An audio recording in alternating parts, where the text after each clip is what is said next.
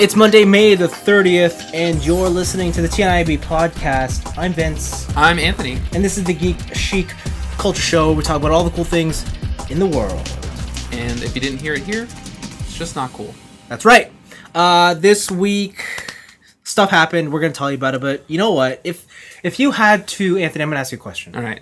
I love questions. If you had to associate a color to describe this week, what color would it be? This week? This past week. Red. No. Or orange. No. It was hot this week. No. Hot. No. I mean, yes, where we live it's hot, but in the context of the content we tend to cover... Blue. You're right. Blue. It has been a very blue week. Now, blue is a color that's commonly associated with feelings of sadness, water. Drowning. This week we had a triple blue threat, a triple blue threat. And why not start off with the man of the hour, the Blue Bomber, Bomberman? MEGAMAN. Oh, okay. Rockman. Capcom has long killed off MEGAMAN. Yeah, no, they're whatever. Megaman's dead. That's okay. That's okay. Except that they haven't. Did I say Bomberman's dead or did I say Megaman's dead? MEGAMAN's dead. Okay. Bomberman's also dead. I don't know, man. I just bought that Bomberman Ultra game on PS3. I don't know. 4-player Bomberman. MEGAMAN's back, not in a video game that you would know. Mm-hmm. But Capcom have decided to revive him in a new cartoon! Oh my god, this cartoon. They haven't shown off anything. All they have shown is the image of the new MEGAMAN. Anthony, what are your first impressions of this new MEGAMAN cartoon? This new MEGAMAN looks like it was a high schooler's first Flash project. Like, he's like, I need obvious, like, separated limbs so I can easily keyframe this MEGAMAN. Yes. He looks scary. Doesn't he? He doesn't look friendly. He looks like a villain. Like, MEGAMAN is the antagonist in this show, and we need to stop him. Yes. Dr. Wily is sent out to stop the evil MEGAMAN. Yes, the story behind this new MEGAMAN cartoon is, first of all, we don't know what it is. All we know is that it's MEGAMAN has a name. He's a named boy. He's the Blue Bomber. His last name is Light. Oh, what? Yes. Like he's Dr. Light's kid? That's the sort of conclusions the general fandom is making. Okay. I forget his first name, but it doesn't matter because his last name is Light. Weird. But yeah, he looks horrible. He looks bad. He looks ugly. I can't tell if it's like if this is a CG model and because they're showing it in like a 2D way, it looks shitty. Or like, just look shitty? Yeah, or just look shitty because most cartoons now are like CG. Yeah. Right? So, or have some amount of CG in it. It's not good. But for me, the thing that's super telling is that, you know what it looks like? What? It looks like a bad knockoff of the character from Mighty Number 9. I think both of our favorite Twitter account in recent history is at Bootleg Stuff. Yes. And it does look like something that would be on at Bootleg Stuff. Uh-huh. You're right. No, it totally looks like off-brand Taiwanese. Yeah. Like mainland China MEGAMAN. Yep. That's part one of our blue stories. The next blue story is closely related to MEGAMAN. Okay. Creator who's gone off and made a new franchise called Mighty Number 9. Which I think looks good. Yep, it looks like a fun game. They've been in Kickstarter. They've had tons of funding. They've been in development hell. No one's really known what's going on with this game. Mm-hmm. Apparently, it's coming out next month. There's a release date, but we'll see. We have a bet. Yeah. If it doesn't come out on the release date, if it hits midnight of the next day, yeah, you win. Yeah. And then we still haven't figured out the terms for this. Right. But anyways, they put out, I guess, a trailer for this game. I don't want to call it a launch trailer, but it's sort of like the marketing is starting to build up. Is it really a trailer, though? It's called Masterclass. I don't know why it's called Masterclass. Anthony, you watched the trailer. Tell me, what you think of this trailer? So, the things like I'm seeing on the screen are pretty cool. It shows the combo system. It shows some bosses. It Yeah. shows Mighty Number 9 looking pretty much like, like a faster Mega Man. Yes. It's looking like a game. But the things I'm hearing on the screen are not so good. Here, like they're coming out of the speakers. They have this like actor or voiceover artist who's pretty much like, it's like they're like, hey Jim, have you heard about those video games? Oh yes. Can you come in here and lay some riff tracks over this commercial? Right? And that's what it sounds like, because the whole time it's very campy. Oh yes. It's just like, hey, what was the first line is, hey you, yeah, you looking at the screen. Do you like things that are awesome? And it's like, who talks like this? Who would think that this is a good idea? They actively make fun of their own fan base within the commercial. What was the line that came out of this? You'll make the bad guys angrier than an anime fan on prom night. Like, come on! The people who kickstarted your game also most likely helped kickstart an anime for this game. I would also argue that the majority of fans of Mega Man are anime. Like, fans. if they're not like straight up enthusiasts, like they have their toes at least. They're in that. They're in. It's not like the Call of Duty space, right? Where like you kind of know those are not really in this same field. Yeah. If you're still looking at Mega Man and you're like, yeah, Mega Man. Yeah. Like you just actively made fun of your fan base. Yeah. I just like, okay, so Deep Silver makes the Saints Row games.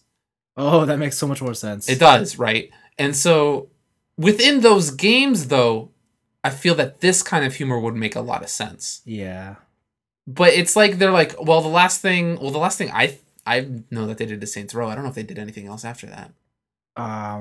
Good question. Yeah. But it's like they're trying to take that Saints Row humor and then just apply it to Mighty Number 9. Yeah. Which is not what they should do at all. On the other hand, we are talking about a trailer on the podcast right now.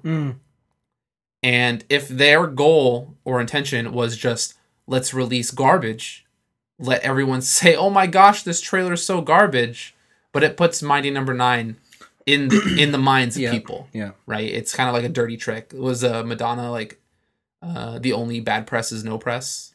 Yeah, something like that. There's no such thing as bad press? Bad news? Yeah, something like that. All press is good press. True facts. Yeah. I mean, we're talking about it. But here's the other side of the story, like, or the other thing you can look at.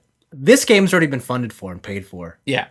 At this point, they kind of can do whatever the fuck they want. They can. And they don't have to worry about sales, right? Because it's kind of done and dusted.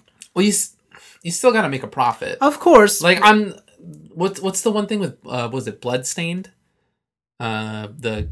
The guy who made Castlevania, he's making his own Castlevania. Oh, yeah. Where it was just like, we want to raise this money, but just so you know, we have other people also giving us money. Yeah, for sure, for sure. Like this, there's definitely bigger investors on Mighty Number 9 than just what Kickstarter did. Yeah, right? Yeah, but I don't know. I guess you get the sense of like, hey, we made the game. Whatever. Just like, whatever. Yeah. Producers from Japan of the game. Yeah. Saw this trailer. Okay. And they thought it was hot garbage. Because it's hot garbage. And they are very disappointed in Deep Silver? In Deep Silver. We're putting out hot garbage. Could you say that Deep Silver is in Deep Doo-doo? Oh, yes. I guess they are. But yeah. My number 9, I have to admit, I thought the game would look a lot better. Just visually. I don't mean like mechanically. I just meant like... It's also good to keep in mind, like, even retail, this game is like discount, like it's like $20 American, $30 Canadian. So it is, I guess you can't, like, it's a budget game. Sure. Have you seen Unravel? Unraveled? No. Wait, is that the one, the yarn dude? That's $20. I don't know, it looks okay. It looks 1,000 times better than this. I just don't like the aesthetic. Like, sure. Unless the yarn is cutesy, like Yarn Yoshi, like that's kind of where I want my yarn at. Okay. But yeah, I don't know. Like, if you look back at the trailer, the one thing that really got to me were the explosion effects. Yeah. They look like they look like exploded pizza. Because that's the thing. They keep changing the angles on the camera to make it look like it's like a 3D world, but really it's just 3D models on a 2D plane. Yeah. Like the explosion looked a lot better when you saw it from the way distance? You're supposed to play it, right? But when you zoom up on it and it's like, oh no, there's just like a big chunk of fire effect missing because no one's actually going to see that, right? It kind of breaks the whole illusion. The whole trailer is just weird. Like they show really interesting parts of gameplay, but they show combos and combos. They show combos within combos. Exhibit would be so proud. But like, yeah, they try and do this like cartoony thing where it's like, we're going to change the perspective and show these game models in a way that they're not supposed to be shown. Right. Or weren't never intended to be shown this way. And it just breaks this illusion and really highlights all the flaws going on with that game. For sure. But yeah, you're going to play next month, I'm assuming? Yeah, it's like you recently, I have decided it's a 1 game a month. Oh, why? But why? Games in Canada are $79.99. I know. They are so expensive. My game for July is Sharp FE. Oh, wow. Really? Yeah, because so you're not I've already paid off Odin Sphere. Okay, but I'm just saying, like, you're not going to hop on with us on the Monster Hunter track? But those are, like, so this, like, that's not full price. That's not $79.99. Oh, wow. Right? You have so many loopholes. I got so many loopholes. I'm like a lawyer. Okay. Yeah, so, like, full price games, it's 1 a month. Okay. If that. Like, I haven't bought anything in May, so. Okay. All right. But yeah, no, I'm going to be trying it out. Like, okay. I'm really interested in this game. Sounds good. Also, a physical copy. Sure. Get at me. Oh, yeah, that's right. And to finish off my triple threat of blue tales, the last one might be the most bluest of them all. Which is our favorite superhero, Captain America. Oh, the good old red, white, and blue. Mr. Blue himself. What good stuff is he getting up to today? Well, you see, today he actually... Did he save a kitten? Well... Did he help an old lady? A little bit higher up. He was actually in a plane, and he threw his buddy out of it. What? To his death. What? Yes. What was his buddy? Who was it? I forget his name. Was it Bucky? No, I want to say it's like Killjoy or something. Oh, okay. I don't know. Yes, Marvel Comics has released Captain America #1 because in the comic world, Cap lost his powers, right? And he was an old man. Mm-hmm. Through the powers of the Cosmic Cube, he was given them back. Okay. And he's a youthful dude again. And that's how they relaunched Captain America #1. Only this origin story has some sort of crazy reveal that his mom actually was Hydra the whole time, put him through a Hydra program, and then... activated. Shit happens, and we're here in 2016, and Cap's been activated. He is hailing Hydra. Dang! That's really cool. It's an interesting twist. I really want to like this. This is the type of event where it's like I should buy whatever variant art cover, whatever. Like I should get all the Captain America #1s I can get my hands on. Yeah. And put that shit in a safe. Yeah. And then when I'm 80, I sell it, give that money to my kids. Like. Yeah. So, couple things to note. We don't really know the extent of this. We don't know if it's just issue 1, right? Yeah, like the final page is basically Cap saying "Hail Hydra," which has spawned some very good alterations. Of that page. Oh my god! Yes, my favorite memes this week. Some great ones was Spider-Man. It says "fuck responsibility." Oh, that's pretty good. There's a lot of them. Oh, I can't. I like the one where it's Cap, and it's that scene of Hail Hydra, but instead it says Team Iron Man. And it's like, oh! The one that a lot of my friends were just shaking their heads at was, it says, I'm Canadian.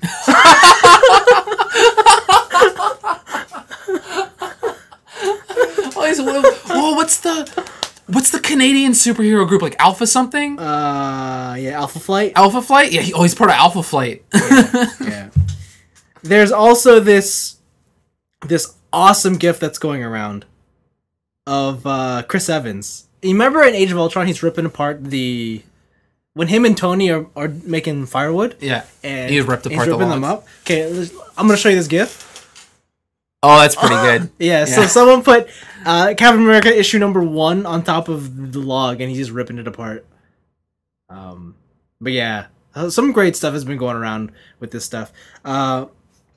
Batman, great one. That his was a good meme was, it's Batman. It says, "I shot my parents." That's a good one. That's a good one. The Daredevil's my favorite. Oh, I could see the whole time. Yeah, but Cap's different. Last time something big like this happened was when Doc Ock took over Peter Parker's body. Yeah, and that was really cool. Apparently, like, he killed Spider-Man, and he became his, like, isn't that what happened? Like, someone told me that he killed Spider-Man or something? So, what happened is, in that scenario, Doc Ock at this point is old and decrepit, because it's 2016, or 2015, and he's basically just a brain in a tube. Okay. And Spider-Man, I forget how Doc Ock does it, but someone gets Spider-Man to come to him, and he connects him to a machine, and they mind swap. Like Freaky Friday. Yeah, so Doc Ock becomes Peter Parker, and Peter Parker becomes the dying brain, and then as Spider-Man, Doc Ock kills the brain. That's cool. And Spider-Man's dead. And then that's pretty cool. And then Doc Ock goes. It gets like, a lot of people were really upset because he like goes around and he messes with Mary Jane and shit. Cool. Like, that's some fucked up shit, right? I want to read that now. There's got to be like a trade out of that. Oh, of course, yeah. Is it done? It's almost done. Okay. Pretty much. It's pretty much done. It kind of wrapped up with Spider-Verse. Okay. And yeah, like the whole story was about him like thinking that he could be so much better than Peter Parker was at Spider-Man. Because like the thing what happened was, like, even though he was a villain, because he was stuck with Peter's actual brain in his body, he had all these emotions of wanting to be good. Oh, okay. So he became this superhero whose like number one, I guess, goal was just to be better than Peter was at Spider-Man. Weird. Yeah, and he goes so as far as to be like, I could take the symbiote suit and I could handle it. Oh, nice. And he becomes like Venom and Or he's shit. like, all these people in my life are distracting me from my true goal of being good. Yeah, like it gets real cool. But that sounds awesome. Yeah, it's probably one of the better Spider-Man comics in the past couple of years. Okay. But yeah, Cap's Hydra, man. That sounds sick. Yeah, a lot of people are thinking it could be like a Red Skull swap thing. It could be a... I finally want to see the Punisher versus Captain America fight. You know, like the one you didn't get in Civil War. That's what I want to see. Yeah. But yeah, so those are my tales of the Triple Blue Threat. That's pretty good. You got some picks? I got also 3 picks. They're not related in any way, so it's less cool, I guess. But the first one is have you ever heard of an arcade raid? No. So an arcade raid is that, like, people who collect arcade machines, sometimes they find like old buildings and stuff that have arcade machines within them. And they raid them. They're like Black Ops style it? Like, yeah, almost. Because like nobody owns these things anymore. Yeah. So recently there was an arcade raid on a cruise ship. Oh no! So there was an old ship called the Duke of Lancaster. This is gonna go bad. And it's actually a cool story. Oh, okay. So back in the day, it was a luxury liner. It was for you to travel through the seas in style. Yeah, but it didn't sink. Right. And so it was built in Belfast, and it operated as a cruise liner between 1956 and 1979. And then after that, it became like it was too old to be a luxury liner, so they just used it for a while, and eventually they just beached it. But it turns out a dude who wanted to use it after it was done being a a luxury liner, he was putting a whole buttload of arcade machines in there. Oh. But due to like some funding and like some other stuff that happened in this like investor's life, like it never came to fruition. Oh. But there are just a bunch of mint arcade machines on this boat. Whoa. So these guys found out, they got a bunch of like stuff from the government to make it legal for them to take it. And they have a bunch of arcade machines, like mint condition, never played, just chilling in this time capsule of a boat. Oh man, and they took them out. And they took them all out. They got over 50 arcade machines. That's sad. Well, you want to have like a boat arcade? Yeah, think about that. Imagine like a ghost pirate ship, but it's a ship with like it's a mobile arcade. That'd be pretty awesome, actually. Right? Like, what if you were on a cruise? But the thing is, it's beached, so it would cost a lot of money to make it seaworthy again, also to get it off. So here, I'm showing you a picture. Oh, you're right. It's on land. It's all rusty. It's just straight up on dry land, just chilling. And the arcade machines are just mint condition. Over 50 of them. So it's like all old stuff, like Centipede, Mario Bros and stuff. Yeah. And it's pretty much like it's the biggest raid that has come out recently. It's pretty cool. The whole story is a lot more interesting. There's a lot of little nuances, stories and stuff. It is on a website called Arcade Blogger, and the title of the article is "Arcade Raid: The Duke of Lancaster Ship." I do recommend you guys give that a read. Cool. The other one is No Man's Sky got delayed. Oh, what? So no. You can. That game had a release date. It had a release date. Anthony, I remember. I think at Tokyo Game Show, they had this like huge press event, and they had this trailer and a demo, and then at the end of it all, they had like in big letters a release date. Yeah. So welcome to current game development, like my heart's being broken. Yeah, I know, right? So how the story works out is they did have the release date for a while, and through some sources that some reporters had, certain like GameStops and EB Game equivalents got promotional material for the game. Yes. But along with that promotional material came a note saying this is no longer an accurate street date. Okay. You have to cover it up with a coming soon sticker. Okay. Right? And then it was later confirmed that they are then releasing it in August. So it's not that big of a delay. When was the original date? June? Like late June, I want to say, early July. 2 months? Yeah. So it's coming out August 9th. That's the new release date. And they have said that they just needed some extra polish, and they like to polish up some key moments that you would see, I believe, story-wise. I still don't believe this game is real. Until it comes out. Until you see it playing until I'm playing it. Yeah, sure. Yeah, it's not real. And the crazy thing is, well, I guess it's not crazy. It's the internet. The creators of this game has been getting death threats, just from a delay. I'm not really surprised. I'm not really surprised. But I'm just like, man, internet, are we not past this? No, it's 2016. You ever heard of Tumblr? I have heard of Tumblr. Tell me all about it. And so that sucks, but whatever, it definitely sucks. I'm not approving of this behavior, but it's not surprising. I just want to play it already. Like, I just want to play Infinite Planets. I just want to believe it's real at this point. When this game was announced, I was hyped. And then... You're like, Infinite Planets. And then what happened to it? I kind of lost steam. Now I'm indifferent. I'm just like, I just want to play it. Just give me the game. Like, at this point, I've lost my energy to be excited or angry at this game. Okay. And then my last news story. So you remember the PlayStation Neo? Yeah. Sony's coming out with a new PlayStation. Well, not to be left behind, Microsoft it's leaked. I don't know if it was officially announced that there will be 2 more Xbox Ones coming out. Oh, sweet! So this year there will be an Xbox One Slim. So it'll be what you have currently, slimmer, with a bigger hard drive. But they haven't said anything if any features are missing. So like because Xbox One has HDMI pass through. Like, does it really? Yeah, so you could do HDMI in. Yeah. With your cable box, then. Oh yeah, you would have to have pass through, right? Of course. Right, and so no one knows if that thing will still have the TV support. No one knows if it'll still have a Kinect sensor plug. That's got to be a no. But yeah, so there's gonna be a new Slim. It's gonna come at a cheaper price, and that is slated for the holiday.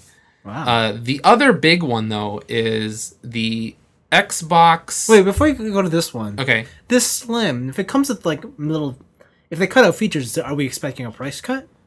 I would assume so. The only reason Slims ever happen is because price cuts, and you just want more people into your shit. All right. Remove TV support. Okay. Remove Kinect.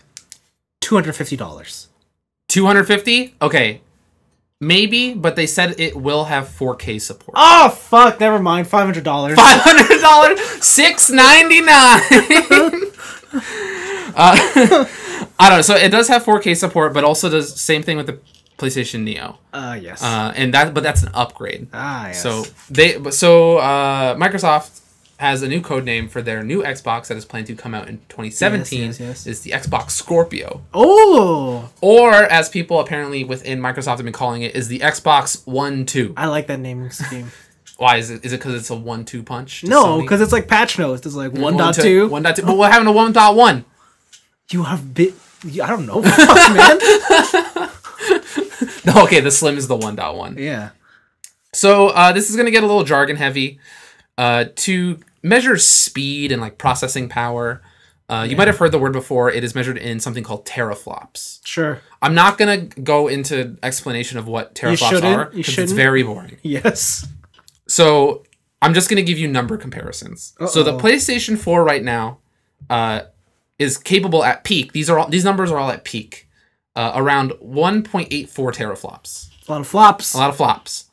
The Xbox One currently is sitting at 1.32 teraflops. Oh wow, is the gap that big? Yeah, so it is weaker than the PlayStation 4. Oh, okay. The PlayStation 4 Neo, rumored at peak, is to be 4.14 teraflops. That's a lot of flops. Which is crazy. But the Xbox Scorpio, this Xbox One 2, they are trying to, this is the goal is 6 teraflops. Oh my god. So they are just trying to blow everything out of the water. We're looking at $1,000 console, guys. I guess, like, because like I would think that this is their thing to try and get VR support. So PlayStation has PlayStation Morpheus or PlayStation VR. Shit. And Xbox right now really doesn't have a VR game plan. And so there's a bunch of rumors going around that they're going to try and get Oculus. That'd be like the money-making move. It'll be the Oculus machine. Yeah. Right? The other thing is that our whole thing of, remember when we were talking about the PlayStation Neo and we're like, or you specifically were like, hey man, people buy new phones every year, every 2 years. Yeah. Right? Why wouldn't that model work for games? Yeah. This seems like what Microsoft is trying to do. Yeah. This is a very big leap. I think they're going to try and give their consumers like some kind of lead time. Like, hey, I bought this. I'm good for like another 3 years, 4 years, right? Just because it's such a big leap. But it does sound like they're going to go for that phone model. The term is planned obsolescence. Planned obsolescence, which is garbage. I hate planned obsolescence so much. Why? Because I don't want to buy a new phone every 2 years. Like, so my phone, right, currently I have a Samsung S4. Yes. They're currently on the S7. And the phone, like, my phone is solid. It's got sick features. It is just that because of planned obsolescence, they don't support, like, the old stuff. And, like, I understand. But they do support the old stuff to a certain point. Like, I can't download any new firmware on my phone. Like, I don't have the latest Google firmware because apparently you just can't handle it. Yeah. I do understand that at some point you need that because it's like, I can't keep supporting Windows 98 because we need to move forward at some point, right? But my phone's like 3 years old. So would it be better for you if these consoles last 4 years and then you got to like every 4 years? Like, is that the problem? You want? Like, I think it's the time. Yeah, like I don't want to buy a new. Like if there's, I don't have to buy it.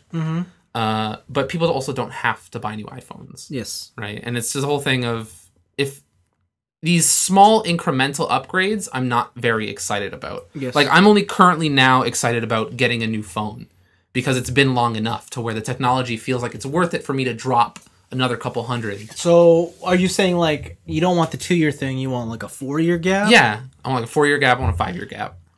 Isn't this technically a 4 year gap when these things launch? When did Xbox One come out? 2013, and these just wouldn't be what 2017 game new boxes. Yeah, okay, so that's 4 years. 4 years. I'm not concerned about the Scorpio. I'm not concerned about the Neo. I'm concerned at what comes after. I'm waiting for the Neo 2, where it's like 8 months into you buying the Neo 1. They're like, yo, man, Neo 2 coming to you soon. It's got touchscreen on the system. Like, I don't know what they're going to do. Interesting. It's kind of lame, but they haven't mentioned any sort of game restrictions. So whereas the PlayStation Neo is like you can have a Neo mode, but you can't have Neo exclusive modes and all that stuff. It doesn't seem like they're doing that on the Scorpio. It sounds like you can just have a Scorpio only game. You can have a Scorpio only modes and stuff like that. Yeah, I mean, yeah. Yeah, like it just seems like Microsoft heard the news of PlayStation Neo and they're like, well, we got to do something drastic because we're behind, and nobody counts Nintendo because Nintendo's off doing their own thing. I don't know. I think they're both smart companies. I think they're thinking about these things at the same time. I think they are, but I feel that if Microsoft were to announce this first, say, I don't think it would have been as massive of a leap because I feel like they've brought out these teraflop numbers, right? I think it's just specifically to be like, oh, this PlayStation 4 Neo, it's 2 teraflops less, man. Like, you just got to get that Xbox. Yeah, I mean... But it's the ruthless world of business. Yeah. And the economy will determine the winner eventually. Yeah. I'm still cool with it all. You're still cool? You're still fine? Yeah. You don't want to buy anyone? You don't want to buy a Neo? You don't want to buy a Scorpio? Oh, I mean, like, I'm cool with this plan. Like, oh, okay. Like, if next year there's a new Xbox for me to buy or a new PlayStation for me to buy, I'll buy it. Okay. I'll buy it. Like, I'm not going to lie to you guys. I'm going to buy it. Will you buy both? Probably. I bought both now. Dang. True. I bought all 3 as well. Right. I mean, look, every time... Like, how many different DS releases have there been since the original Nintendo DS? I've bought every single iteration. So... But you having a DS Lite doesn't make your original DS obsolete. That's my argument there. Like, my DSi... I don't know. Doesn't make my... No, my DSi made the other ones obsolete. Like, there's certain things I could only play on my DSi. Like what? DSi download games? I don't know. Look at my new 3DS. The stuff with the camera stuff? Like, you can play Xenoblade Chronicles. Yes, but that's my point. Like, there's things I could play that... Like, I don't really mind. Like, I'm constantly buying the new one. It doesn't matter. Okay. Yeah, because, like, I'm still on regular 3D. Like, I didn't really buy... I only bought a Game Boy Color. Like, here's the thing. Video games are a first world luxury. True. Like, if you want to complain about price, like, you shouldn't be playing games in the first place. Like, I think that's the bigger thing we got to get around. Like, and you just said earlier in this episode, like, games aren't cheap. Games aren't cheap. And, like, I'm sure that, like... I guess it's economies of scale, right? Like, if you have way more funds available to you, I'm sure this matters a lot less. Of course it does, yeah. Right? So... If you're rolling in it, you're like, new iPhone. Right? And you're in the middle of school right now, so, like, you're thinking more about where you can budget and where you can save with video games. But at the end of the day, like, it's technology and it's video games. It's one of the most expensive places to spend your money. But I just want to complain. See? So yeah, no, that's a fair point. Video games are like strictly like, I know, like, there was a while there where people were like, video games are a really good value for entertainment. It's like, no, they're all expensive. Like, I don't know, man. Like, I was checking some of my old receipts when cataloging my games. Yes, I was getting like brand new games for like $40. Well, we don't live in that age now. But I want to go back. No, like, don't you remember, like, we always hear those huge stories about how video games are the most popular form of entertainment. Yeah, but they're also the most expensive. Yeah, and it's like, they're this $40 billion industry, and it's like, well, there's a reason why, because everything's super expensive, and it's only going to get more expensive. Yeah. Which is weird, because, like, when I worked in retail, like, you always hear the margins on video games are actually nothing. Yeah, they're like like less than $1 sometimes.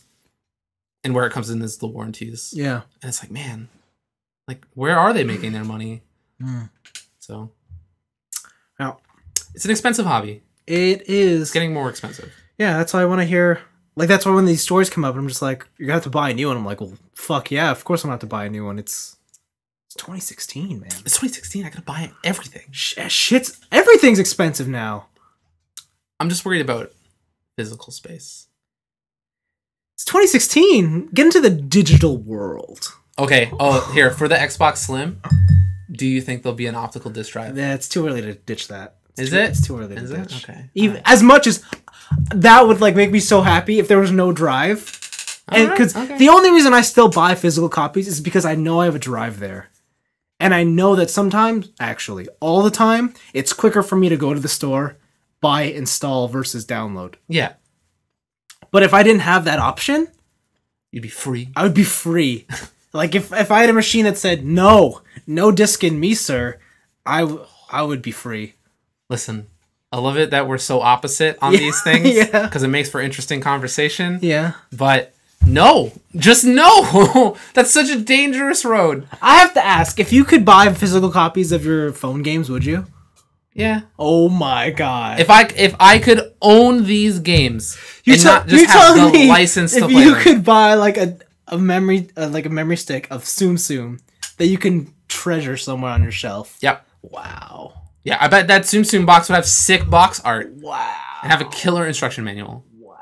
So like when we're out on the town and we're with some friends and like, oh yo, we're playing this new sweet game, Miitomo. Oh. You could download this, but you know there's a box copy. Will you be like, I can't. I gotta go home. I gotta. Listen, like I got Miitomo. Like I got it. Yeah. It's just at home. Like I just need to go get it. Shit. Like you should have told me. Man, that's why I got when Nintendo Club was going down. I got that like 18 DS card holder. It's filled. Dude, you're not prepared for the future. I am prepared for the future. When all of you don't own your video games. That's okay, man. Oh, that's okay. I'll be there playing my 3 copies of Super Mario Bros. That's okay. It's fine. I'm good. But yeah, that was a lengthy discussion about stuff. What stuff? Oh yeah, one more. Remember Shia LaBeouf? I do remember Shia LaBeouf. He's been like lately. He's gone kind of crazy. Maybe. Like define lately. Like in the past 10 years. Okay. Like since Even Stevens. What was the one? Was the first one where he put a bag on his head and he's like, "I'm not famous," and he walked the red carpet? Oh, that was great. Yeah. Yeah. So like, what's that type of art form called? I know it's an art form. Postmodern. No, I forget the specific. Expressionism. Maybe I don't know. I haven't brushed up on my art jargon. Yeah, and I'm not really an art person, but like I know there's a specific term like where like all the things he's doing is an expression of art somehow. Like the one where he set up a theater with all his movies and he sat through and watched them all at once. Movies, yeah. The other one was he sat in a room with a bag over his head and he invited people to come into that room with him and just yell or say anything at him. Yeah.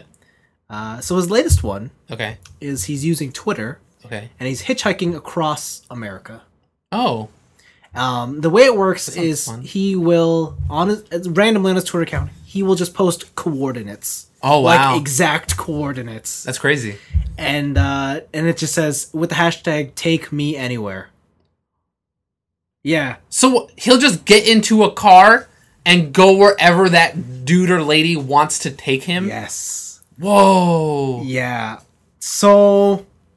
Boom, that's his latest one. We'll see how this one goes out. I don't think he's gonna get across. I don't like what are the chances? Like I just assume that everyone's gonna pick him up, bring them back to their house, and then kick him out and be like, peace, man. Like he's he was in Colorado last time I checked. Okay, wow. Do you know the starting point? I have no idea. Was it California? I don't know where he started, man. But that's what he's doing. That's crazy. Yeah. When you're young, rich, and famous, right? It's dangerous. Like the things you can just get away with. Man, he's not famous. He had that bag. He's pretty famous, man. I would say the fact that he's getting so much attention for this stuff makes him famous. I want to know what goes through the mind of people who do this. So like there is an art show that's like citywide in Toronto. It's called Nuit Blanche. Oh yeah. And like there is like some stuff there where it's just like, oh, these are really nice paintings, like oil paintings and stuff that you would consider traditional art, like photography and stuff. Yeah. And then there's like the experimental stuff where it's like you crawl through these curtains and like the curtains are a representation of you birthing into a new world. And then there's a picture of a lion on the sun and the sun is roaring at you and like it's really weird stuff. The sun is roaring at you? Yeah, it just reminds you of the Teletubbies. Okay, I'm saying that was not an example off the top of my head. I know it's not. That was an actual thing I went to. You went through. I went through it. Yeah, I was birthed into a new world where the lion is the sun. I'm glad you enjoyed yourself. It was weird. I just like I want to know what goes through these people's minds. Like, okay, to them, is this like the highest form? Is this sort of like really abstract form of art like art broken down to its purest form, and then people take those ideas and build them to something new. Yeah. Or like, yeah, the weirdest one for me was like when I went to that avant-garde jazz concert. Oh yeah, I remember you talking about that. Yeah. Yeah, and then some dude's piece was just like, so when you play a trumpet, you have to like vibrate your lips to like make this sound. He just blew air into a trumpet, which makes no noise. It's just air passing through a trumpet. Yeah. And that was a song. And like, I don't know what that is. I don't know what to like, I don't know how to interpret that. Yeah. But afterwards, the people there clapped. They were like, oh, I heard people talking to each other. I was like, oh, this is beautiful. It was so moving. Just the way he blew air through that trumpet. And I'm just like, I don't get it. Like, I want to enjoy it. I just don't know what they're doing. There's just some things that you'll never understand. I guess. You know, it's not that,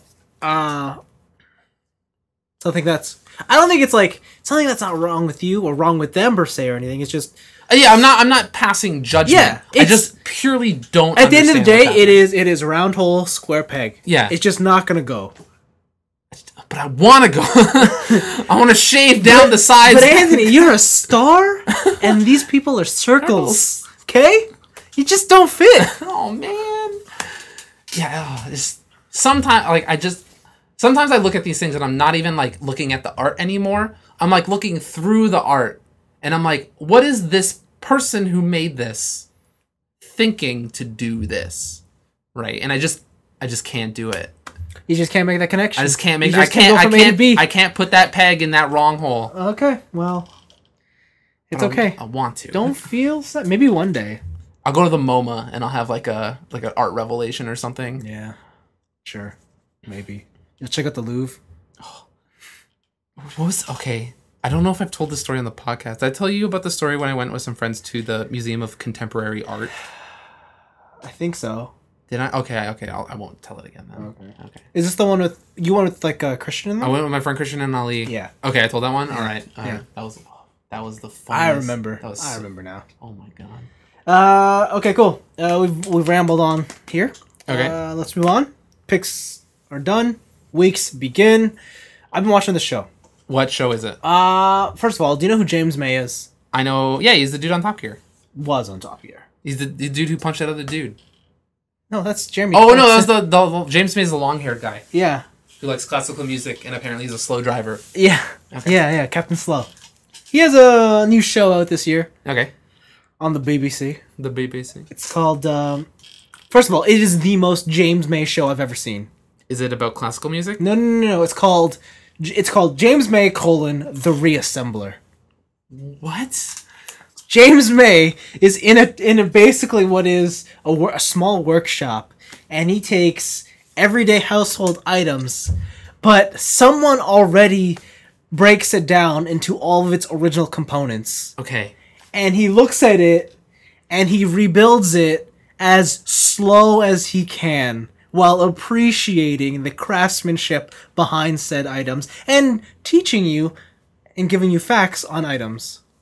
And is he putting these together intuitively, or does he have instructions? Sometimes. Well, okay, so the first episode he has to build a lawnmower. But it's a lawnmower from the 50s. Okay, it's like a push mower? Yes. Okay. But it's a push mower, but has an engine on it. Oh, weird. Yeah. I didn't understand it either. Actually, okay, the example I'll give is, this one's easier. Electric guitar. Okay. Electric guitar. How many components do you think make up an electric guitar? Like, if you put a number on it.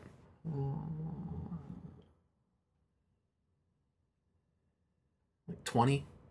No. 18? Okay, I'll give you a hint. Include all the screws. Oh, all the screws. Okay, 70.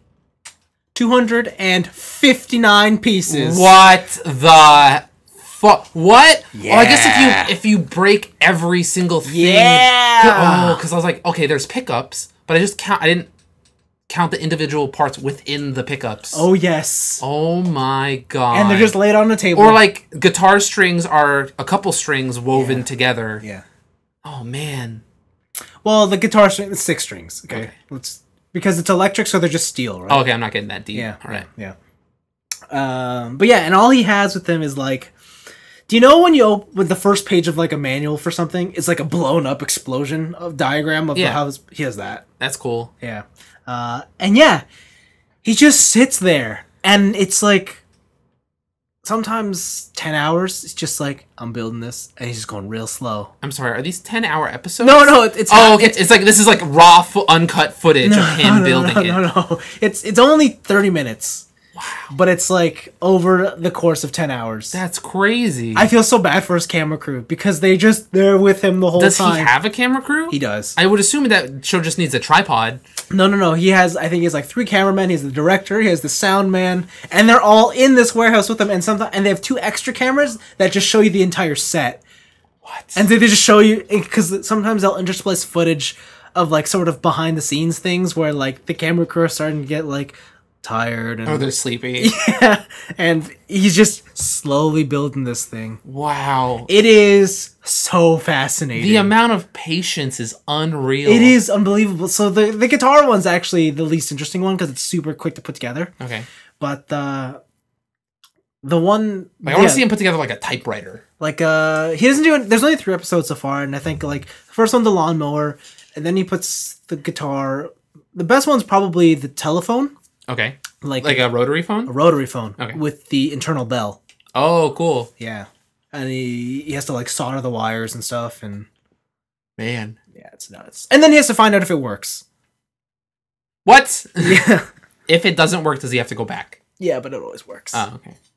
But it's fascinating. I want to watch this. It is so fascinating. I really want to watch this. It's only half an hour, and he's like, I'm James May. Here's my tea. Today we're building this. Here's my tea. Very British. Yeah. He goes through and tell you, I didn't realize that there's a difference between the British telephone bell and the American telephone bell. Sound different, or just assemble different? No, they sound different. Okay. Like the British one is ring, ring, ring, ring, but the American one is the ring. Oh, okay. Yeah. Right. So now you know. Now you hear it. Man, well, that just took up a spot in my brain, I guess. Yeah, right?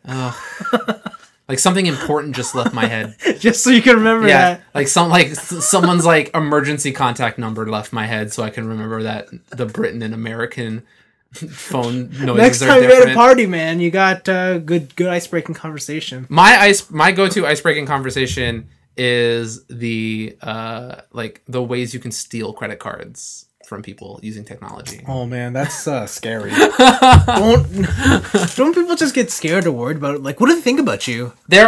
So how the conversation goes is like it'll be like, oh, what'd you do? I'm like, I was in computer programming. We do a certain amount of stuff, and then either they get scared and they leave, or they are hooked like line and sinker. They gotta know. So the last party I went to, there was a group of like 5 people. And it whittled down to me and this one other dude who was like hanging on every word. But everyone else is like, Anthony, you're talking about being a criminal. Yeah. Like, please stop. Like, I feel like I'm going to jail just being in this house.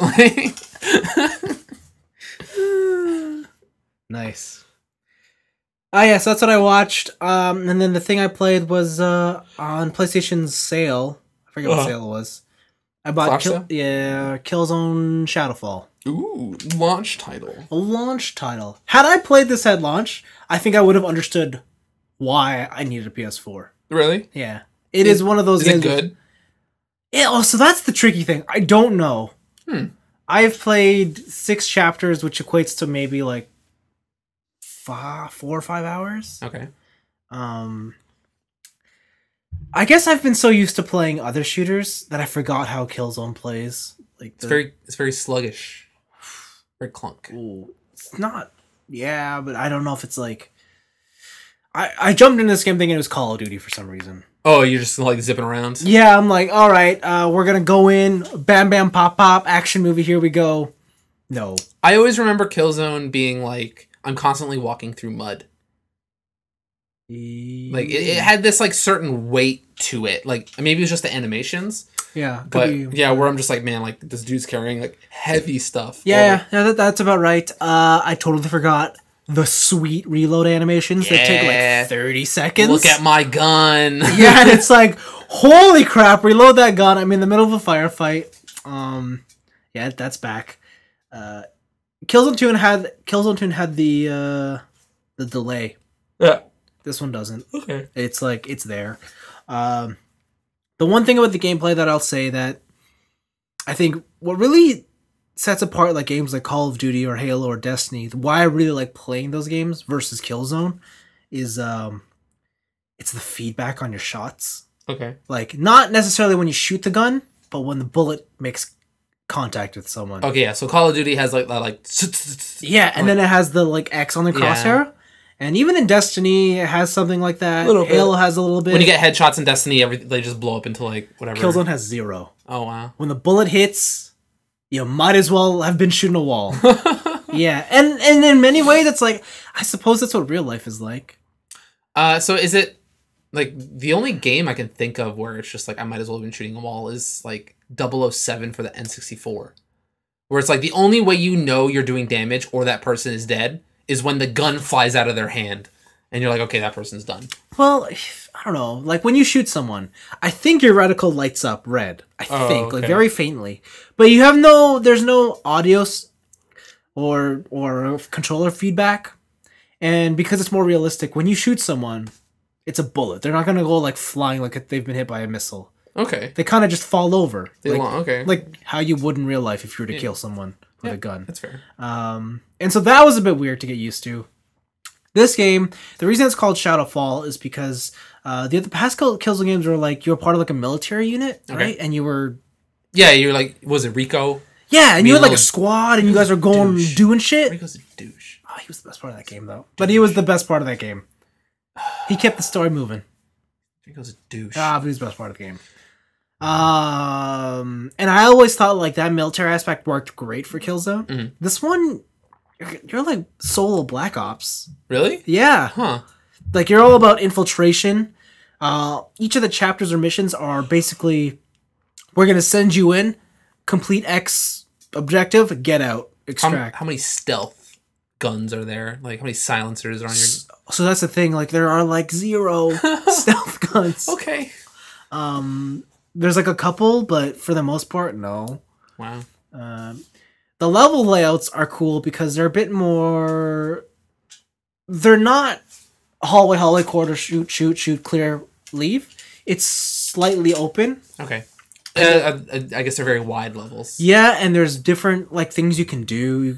It definitely encourages you to explore, but I don't know why in this game. I just feel like I shouldn't be exploring. I should just shoot people. Well, I think some people said that with Nathan, like the latest Uncharted, right? Like they're like really, think of like they're really inflated balloons, right? Yeah. Like eventually there's going to be a funnel point. Yeah. To where you got to exit through. That's exactly what it's like. And you could choose to go stealth. You don't have to kill everybody. Okay. It's easier if you do. I bet. Yeah. Yeah. The game also, because you're always alone, you have like this little drone buddy with you at all times. Okay. And I think, obviously it was put in so that you could use the touchpad on the PS4 controller. Mm-hmm. And you swipe up, he goes into attack mode, and you can issue him to attack. Down is defend, he puts up a shield, like a barrier shield. Right is, he becomes a grappling hook, like that you could zip line from place to place. Mm-hmm. And then left is, he turns into a stun gun, and he shocks people, which is cool. Yeah. It definitely feels like a greatest hits collection of all the cool things you'd see in other first-person shooters in the past couple of years. Okay. Like there's a mission where for some reason you have no weapons, you have nothing. Okay. But you have a girl, she's your buddy, and she's a sniper. Oh, and you can ask her to target. Like you could target, and then she'll take them out. I like those sequences. At the same time, you could hack little like mechanical maintenance bots. Okay. And you can use them to overload and like shock, take out, I guess, security barriers so you can get through. Mm-hmm. Like there's that kind of stealth mission. The game looks great, sounds great. The world that they made, like the visuals that they present you with are pretty damn cool. Like when you're on, is it Helgen? Yeah, when you're on the Helgen world. Okay. You know, have you ever seen at like a dock, right? Like a boat dock, the giant shipping containers? Yeah. You know how like they're stacked and stuff? Uh-huh. So there's one city on Helgen where it's just stacked containers. Whoa. For miles to the sky. Cool. But it's like a whole like people are living citywide thing in. Are people living in these containers? Yes. Cool. Like it's just, that's the slums. That's pretty sick. And like they have all these automated cranes that that zoom in between up and down them to get around. That's pretty sick. It's like just looking at it, you're like, that's really cool. Like the game has a lot of really cool visuals to look at, and you're like, I can't. Like they've really built out this world, and it's like I like being in this game. I like playing this game. It's not super best game though. What you're like, so it does sound like it looks great. It sounds great, but like it's never doing anything that where you're like, whoa, like this is crazy. Like this is doing something that other shooters aren't really doing. No. I think it's like this game tried to be more Call of Duty, and like they tried to give you that huge action-packed 80s movie adventure. Yeah, here's Rambo. But I just don't feel like the way Killzone plays is very conducive to that type of story. I really like the story in Killzone 2 and 3. Yeah, like the thing is, all the coolest things happen in cutscenes. Okay. Right? They're like, oh, I wish I could have done that. Like, I could have rode down this thing. I wish I could have done the rappelling down the building. Okay, that's fair. Yeah. But yeah, you also have detective mode. What? Yeah. Why? It's called echo mode. Why? You could see through walls and shit. Yeah. Okay. Is there any reason to turn it off? Well, it's not on or off. It's more like you have to hold a button on the D-pad, and it's like it's echolocation. So you send out a beacon. Oh, okay. And then it comes back and it shows you who's there. Okay. You can only do it when you're standing still. Okay. And if you hold it too long, it'll crack, and then it sends out a warning beacon, and then everybody hears it, and then everybody converges on you. Oh, so if you're like trying to be like, oh, he's just a little far, like I'm just gonna hold it. Yes. Oh no. Yes, exactly. Okay, that's actually pretty cool. It's a cool thing. Really slows down the pace of the game. Oh, I bet. Like you're not running through shit. Like you're going super slow, which is why in like the high tension action movie sequences, it's kind of it's like I don't know how to play this game now. It's like, should I be going slow? But I feel like I need to be going fast. Should I be running or not? Yeah. Guns are awesome. They always are in those games. Guns are awesome. But yeah, it's fun. For $5, totally worth it. Man, best $5 I spent so far. Dang. But yeah, that was it. For me this week, I finally finished my catalog of video games. Wow. So I've made my Access database, linked it to an Excel sheet. It is portable. It's on the go. I'm currently getting back into Visual Basic coding. Why? Because I want to have just like a simple form. I can so a form in Access is like it's pretty much data entry. Yeah. Right. So I want an easy, like user-friendly way to enter new games into the list and stuff. So I don't have to I'm going to open up this giant table, scroll to the bottom. Right. And that's actually like Visual Basic isn't that hard. It's pretty basic. Wow. I can't believe you went there. Wow. But what surprised me is I had more games than I thought I had. Again, no, you're the only person that's surprised. I thought I had a lot, but I have a lot. Again, you're the only person that's surprising too. Yeah, I want you to guess. How many games? How many games? Total. There are certain games where I have multiple copies of. Am I counting those? Huh? Am I counting those? You're also counting those, yes. 1,000 and... Oh, we're not that high. Okay. 791. Close! 730. Damn. You were close. Just a little over. I know. But I thought I was going to cap out at like 500, and then it kept going, and I was like, oh no! What do you think about that? I bet the listener now is like, where the fuck do you put 730 games? In a lot of bins. I have a lot of shelves. But even still, like... I have some on the floor. That's a lot. It's a lot. That's a lot of physical space. Yeah. Almost every shelf in that room is dedicated to video games. That's crazy. It's a lot of games. So with that, with getting access help from some of my friends, they were like, oh man, I have some games I just don't want anymore. You can have them. You can have them. Oh no. So I got a third copy of Super Mario and Duck Hunt. So it's my third one, which brings the total of the original Super Mario Bros. To 5. Wow. Because I have just solo Super Mario, Super Mario Duck Hunt, and then Super Mario and Duck Hunt and Track Meet. Right. And then they gave me another copy of Ninja Turtles 2, the arcade game. Again? Yeah. So I have 2 of those. They gave me two games I didn't have. One is Godzilla Monster of Monsters. It's for the NES. Wow. It is bad. It is a board game, kind of. You control, at least what I play, you control Godzilla and Mothra. And you have to travel to different tiles, but when you travel to a tile, it turns into a side-scrolling shooter. Oh. And you have to, like, claim your territory. Like, you have to fend off the Earthlings. It's not a good game. It's not fun to play. Sounds exciting. It's not good. And then the other one is called Barai Fighter. I've never even heard of this game in my life. So Barai Fighter is, think of, you guys ever play like Gradius or Life Force? Yeah. Yeah, it's one of those. It's a side-scrolling shooter. But it's actually really good. I played it for like a couple hours.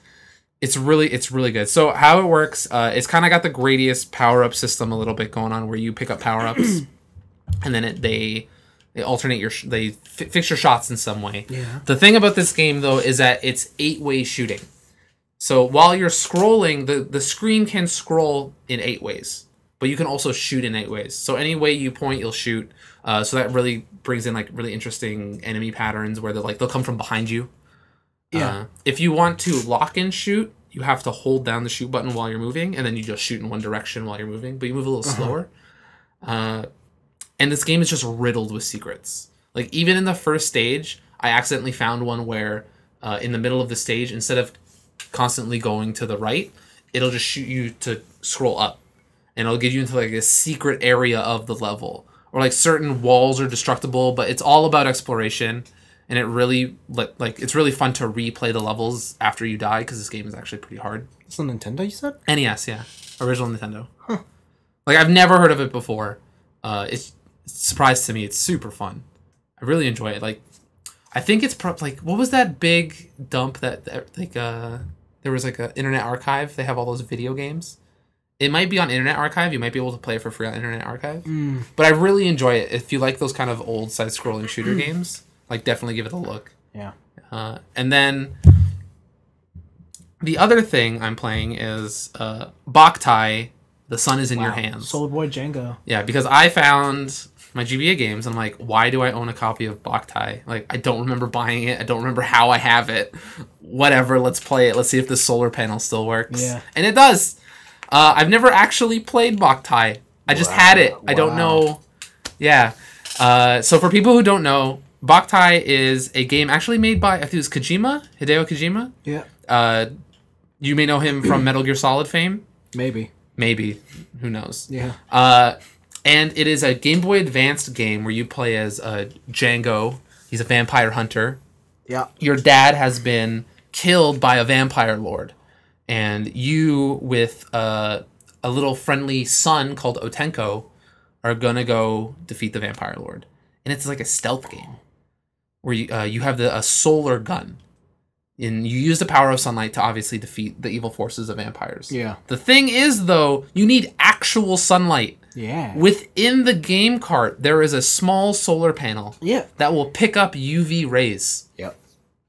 And depending on how sunny it is, the easier it is for you to recharge your weapon, the easier boss fights will be. Because boss fights have to be played in the sun. Yeah. So how the first stage works, at least, is that I remember this. Yeah. You sneak your way up to the top of the castle, of the vampire lord's castle, right? Yeah. And he's chilling in his coffin. Right? And you have to drag the coffin back out into this I forget what they call it, but it's like a summoning circle. Yeah. It's got a perfect place for a coffin in it. You bring it, you charge up these 2 panels, and you shoot beams of light. Yeah. But those panels are charged by how much sun level you have going on in your game.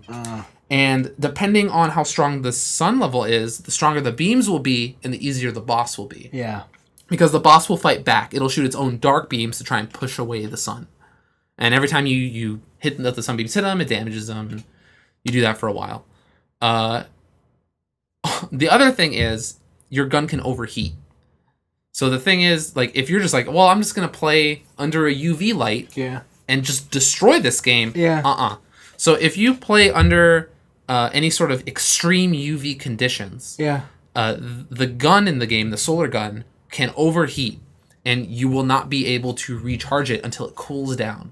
And the way you cool down is by going into the shade, an area where there's no UVs coming at you. And I just thought that's so clever.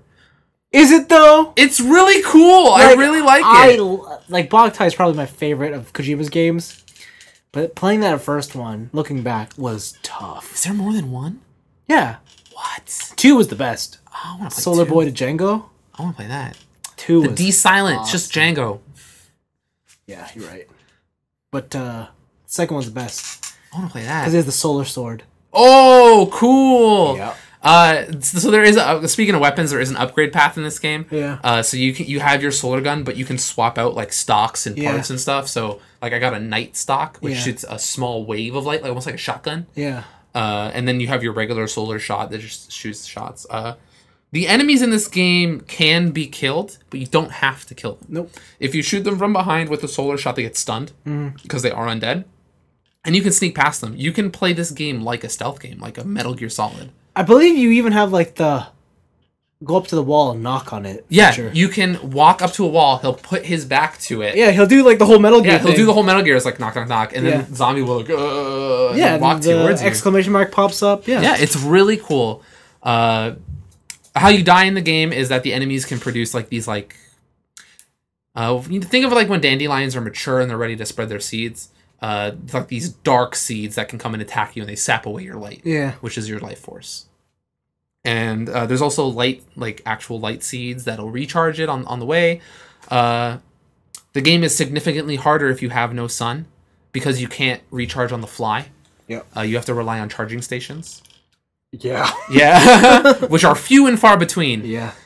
But this game is like super awesome. Mm-hmm. And like even by today's standards, I'm like, man, I've been sitting outside for like a good like 2.5 hours playing this game. Anthony, just because you're outside doesn't mean you're doing I'm getting vitamin D, man. You're getting sunburned. I'm getting vitamin D.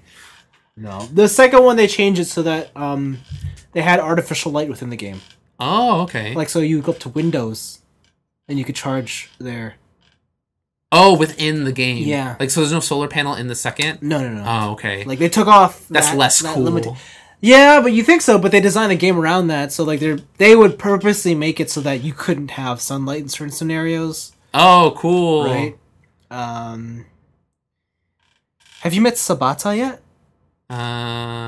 Sabata. The name sounds familiar. I think I've heard his name before. So, Solar Boy Django, and he is... The Moon Princess? No, that's his mom. Oh, okay. Lunar Knight Sabata.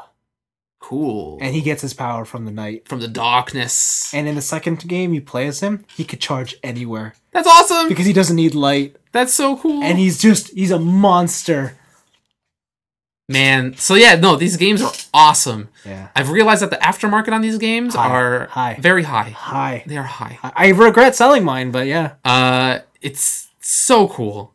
Yeah. Like if you can find a way to play this game, I highly recommend it. Yeah, it's hard to play it like this is one of the few games that you can't even do on emulator. Well, because you don't get the full experience. Like for the emulator, you can set the sun to be like, oh, I always have max sun. I always no sun, right? Yeah. It's not the same. Yeah. Maybe for 2 it'd be better on an emulator. Yeah, 2 it's you can play 2 just fine. The one that I still haven't gone around to play it, or at least I think I have a copy, but I never opened it, was the DS version, Lunar Knights. Oh, that's part of this series? It's a spiritual successor. But in that one, I think it's like, I don't know why, but for some reason when the DS came around, they took like all these classic things and they're like, oh, now you're kids or like the future, and the old games are legends of the past. Okay. Right? So, yeah. Isn't that what kind of like the latest Golden Sun was Yeah, like? right? Didn't they all do that? Mega Man did that? Yeah, like in when Mega Man Zero went from Advanced to the DS, you were two like twins. Yeah. You could either be, I don't know. Didn't they do that in Battle Network as well? Yeah. I don't know why they do that. Like, I don't know why that's a theme, but... Because your actions in the previous game were so godlike that they have reached religious status. Yeah. But I remember, in Boktai, when you're carrying that coffin down, if you leave it alone for too long, he goes back. Yeah, he'll just warp back. Yeah. The other thing is if you hold it for too long, he will shake the coffin and it'll warp his dark powers to damage you. Yeah. It's like, man, this game's cool. Yeah, it is cool. I really like it. It's really fun. It's great. And then other than that, I'm still playing Bravely Second. Same. Yeah. How far are you right now? Flower place. I just got there. I just got to the temple. Yeah. It's grind fest. I'm still grinding. We're about 30 hours in. Same. I've realized that the best way to grind is to use both of your guys's... Sorry, TJ is also in the room. Yeah. Both of your guys's level 99 ships and weaken the balls down to level 1. Oh, and you get like 1 billion And you experience? get like 8,000 experience for like hitting them twice, and it's like awesome.